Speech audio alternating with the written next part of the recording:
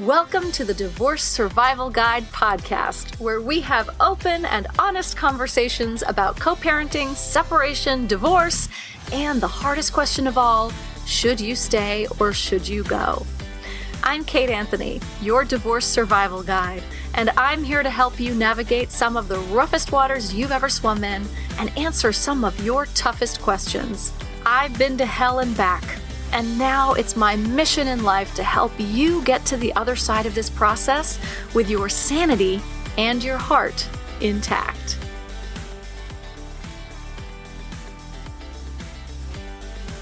Hey everyone, welcome back to another episode of the Divorce Survival Guide podcast. Really, I'm sort of welcoming me back because as many of you know, and maybe some of you missed, I had COVID. So I'm going to sort of talk a little bit about my experience with it because I think it's important. I think that, I think it's important. It's clearly important in the United States that people tell their COVID stories because people are still not being safe about this disease. And if you follow me on Instagram and you saw my posts about it, I got to tell you, I get fucking enraged when I see people not being safe. And I see this all the time. I have friends in Florida who are just, essentially going out about their business like there's, no pandemic happening. I have friends, I see people all over the country, gathering, and they're like, we're socially distancing, or there aren't that many people at the bar, or we're wearing masks, which, by the way, you're not. If you're at a bar and drinking, you're not wearing a mask while you're drinking because that's physiologically impossible. So it needs to be said. It clearly needs to be said. And I was scrolling through Facebook the other day and I saw a Facebook friend of mine, someone I don't really know,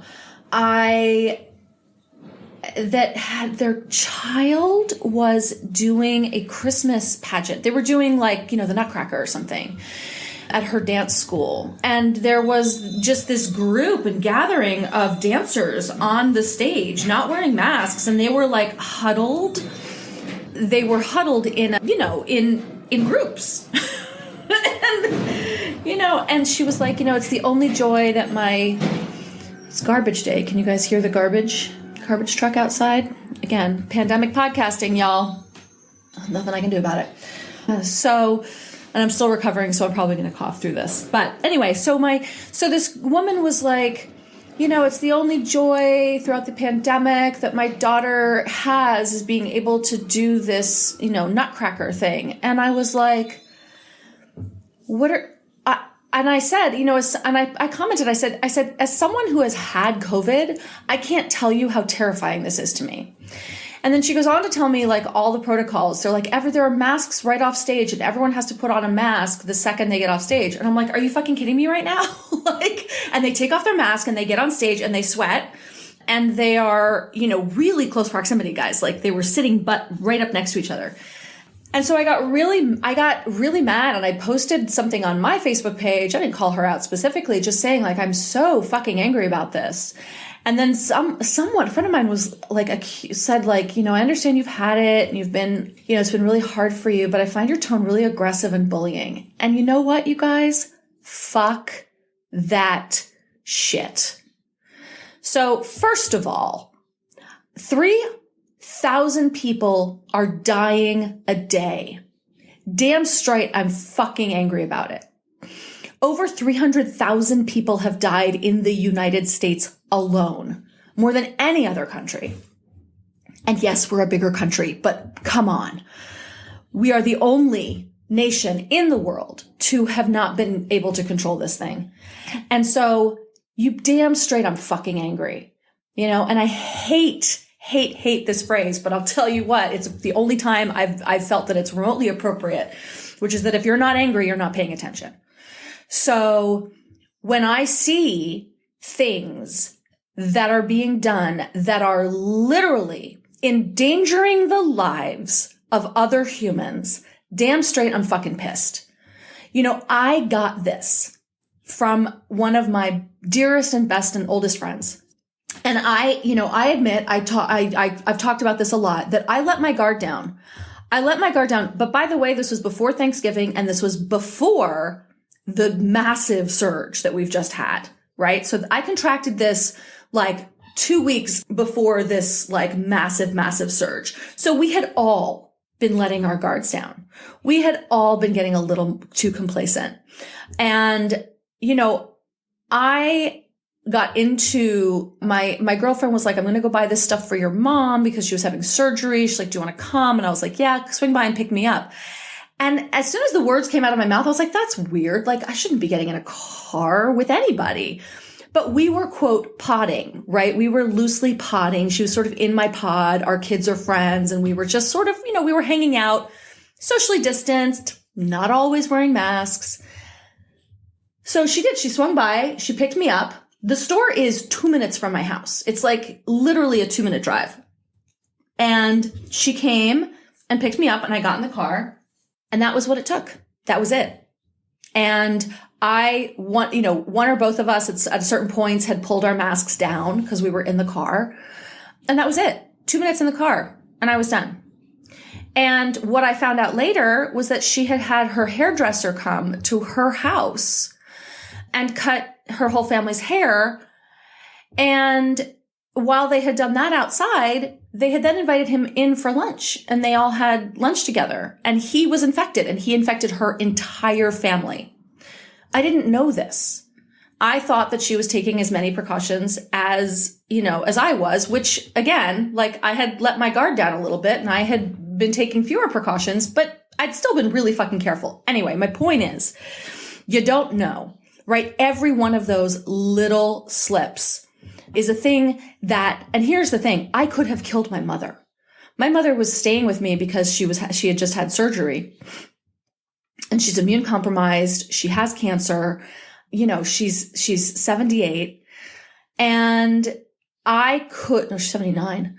She'll kill me for telling you guys that. She looks like she's like 65. But anyway, I could have killed her had she contracted it. And we think the only reason that she didn't contract it from me, because she was staying with me, was that her white blood cell count had been elevated from the surgery. So her immune system was already like on high activation. And so, there's no reason my mom did not get this from me, and I could have killed her. So my point is, like, all these little dancers and these little, like, in this nutcracker or whatever, it's not just about them. It's about where they're bringing it home to. It's about the fact that they're bringing it home to their grandparents, right? And you don't know. There are like 50 people on that stage. I'm just using this as an example, guys. But think about this in terms of your own life, right? There are 50 people on that stage, and every one of those people, you don't know what they're doing. You don't know if they've had their hairdresser come over and have lunch, and, or where they've been, where they've just pulled their mask down for 5 minutes in a car with someone else who's been infected. Like, you just can't control it. So this is my point. My point is, for God's sake, be safe. This is so scary. And I want to tell you this as well. I want to tell you about my experience with this, because people say it's just a flu, or, it's a cold or whatever. Let me tell y'all, it is not like any illness you've ever had. Some people get mild cases, some people, and some people end up, and some people die, right? So there's everything between asymptomatic and death. And when you get this virus, the thing about it, the scariest thing about it, is that it's a roll of the dice. You have no fucking idea where you're going to end up. And you're alone. So I had to get my mom out of my house. Poor woman had to recover from hip surgery alone in her house without me being able to take care of her. My son went immediately to his dad's house. And I'll tell you what, I didn't infect anyone else. It stopped with me because I shut everything down. But it is still a crapshoot. It was a miracle that I didn't infect anybody. I could have killed my mother. And so the terror of waiting for like a week or two to see if my mom got sick was one thing. But also, as I'm alone, trying to take care of myself with a raging fever and the most severe body aches. And I'm not talking like achy flu. I'm talking, it feels like your body has been beaten to a pulp, and coughing and wheezing and barely being able to breathe and walk across the house. In the mornings, waking up and just getting myself from bed to the kitchen to get medicine in me, to take my antibiotics and all of this shit, and then get to the couch, knocked me out for 2 hours. It was so awful. And everything you're supposed to do to take care of yourself takes energy. I had to steam. I did like sit over a hot pot and like let the steam come in and clear my lungs. I had to take all of these vitamins and medicines and, antibiotics and herbs and all of the shit, right? And it's all exhausting. It's not like someone can bring you that shit. You're alone and you have to do it yourself. And it is so hard. And then you're dealing with the terror of at any time this can turn. You're taking your blood oxygen level, checking your blood oxygen levels every 15 minutes, right? Because as soon as you feel it's hard to breathe, you're like, oh God, is this the time that my oxygen dips and I have to go to the ER? And then where does that take me? There were nights when I lay in my bed and I felt like I may not wake up. I may go to sleep and I may not wake up. Or this may be the night that my O2 levels drop so severely that I have to, call an ambulance. And I'm alone. So it's not just the physical. The physical is awful. But the psychological and the emotional is it's really fucking scary. And when you're lying there with it, and, scrolling through Facebook and seeing the death toll rising and rising and rising, and knowing that at any moment that could be you, it's no fucking joke, y'all. It's no fucking joke. I wanted to talk about this. I've been really vocal about it on Instagram. I've been vocal about it, on Facebook, very vocal about it on Facebook. And I wanted to be vocal about it here. This is the first time I've been able to do a podcast in a few weeks, as you know. And it's the first time first day actually, I've been able to talk without coughing my brains out, coughing a little bit, but and so I thought it was important. I thought it was really important. And by the way, I had a fever for a good 10 days. I was flat out on my back for a good 2 weeks. And we are over a month. I think it's a month now from when I got sick. And I'm still barely walking down the block. Yesterday, I had a full day of clients and meetings and, live streams and all of that. And I walked my dogs, 6 blocks or something. And at the end of the day, I was on the couch and I was like catatonic. My son wanted me to do stuff. I was like, babe, I can't. I can't. So this recovery is going to be long. I also have no idea what the long-term damage may be to my organs. There's a lot of long-term effects to kidney and heart and lungs. And I don't know what is going to be, I have no idea what my long-term prognosis is going to be. There are long haulers who continue to get sick for 6 months afterwards. And there are people that recover fully, right? This is the thing. And again, it's a roll of the fucking dice. It has nothing to do with, it does have, if you have pre-existing conditions, obviously we know it's worse. But also, I know people who are super, super healthy and they've had, they're long haulers with long-term complications. So be smart, please. Be safe. Wear a mask. Do not go anywhere you don't have to go. And I'm not talking about I have to go Christmas shopping. Do you though? Look, I don't like putting more money in Amazon's pockets than I have to. But at this point, that's where most of my Christmas shopping is coming from, except for a couple of local stores that are, because I want to help stimulate the local economy and shop at local places. But I'm doing it when there's nobody there, and only a couple of places, because the rest of it is it's fucking dangerous.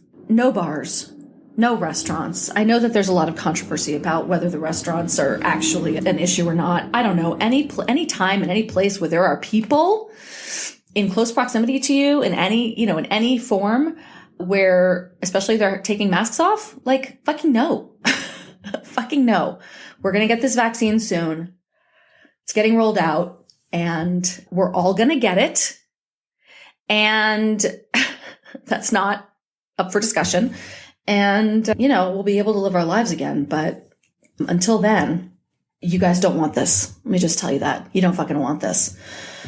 So that's really what I wanted to say today, guys. I can, go off into different subjects and talk about different things. But to be honest, I just wanted to touch base with you guys, tell you about my experience, tell you guys what happened to me, and share it, hoping that somebody will listen to this and be like, wow, I may have been cavalier. I maybe have been dropping my guard a little bit.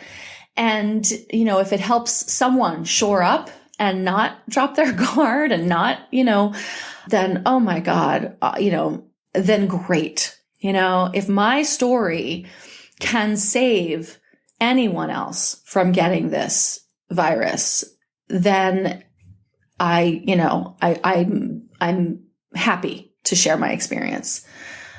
So I will, I'm not sure that I'm going to be able to release anything for the rest of this month, just because I had to cancel all my recordings for like a month. So I don't have anything in the hopper to bring to you guys. I was really, my goal for December and January was to do an entire sort of education piece on abuse. I was going to cover emotional, physical, financial, psychological, all of those things, and sexual. And that's gotten pushed back. So I'm hoping that starting in January, we're going to start that series. And I just don't think that in the next couple of weeks, I'm going to have much I don't think I'm going to be recording anything in the next couple of weeks because people are, taking off for Christmas and stuff like that. So bear with me. I love you. Thank you so much for hanging in with me and for all the support and the emails and the well wishes and everything. I can't tell you how much I appreciate it. If I didn't respond to any messages, I'm sorry. It was rough going there for a while, y'all. But I'm back at it. I am doing a lot better. It's not perfect by a long shot, and it won't be for a while, but I'm getting there. And so if I don't release anything else and I don't release any more podcasts for the next couple of weeks, forgive me. I'm getting back into it. January will start off with a bang. I love and adore you guys. Have a wonderful Christmas. I know some of you, this is a really, really, really difficult time and it's really confusing. And my best advice to you is keep the focus on your children. Do what's best for them, even if it means collaborating and coordinating and doing the shopping for an ex who may be dropping the ball, or soon to be ex who's dropping the ball, all of that stuff. Just focus on the kids, get through it. How it goes this year is not how it will go every year. This is a process. So if you're in some situation that's pissing you off right now, you can get through it and you can make the changes moving forward and set new boundaries and all of that shit. But for now, know that it won't be this way every year. It won't be this way forever. And if you're having issues, just remember, keep the focus on your kids. Do everything and anything possible to make this the best possible Christmas they can possibly have. And, we'll figure out some new boundaries and ways to go about this next year. If you need that, just remember to keep them at the center. Keep them at the center of everything that you do. Don't put them in the middle. If your soon-to-be ex or ex is putting them in the middle, do your best to, get them right back to center and keep your side of the street squeaky fucking clean. Thanks for tuning in to another episode of the Divorce Survival Guide podcast. If you like what you hear, head on over to Apple Podcasts or wherever you listen in and leave me a review. And don't forget to follow me on Instagram at the Divorce Survival Guide. I'll see you next time, and until then, remember, you, my love, deserve to be happy.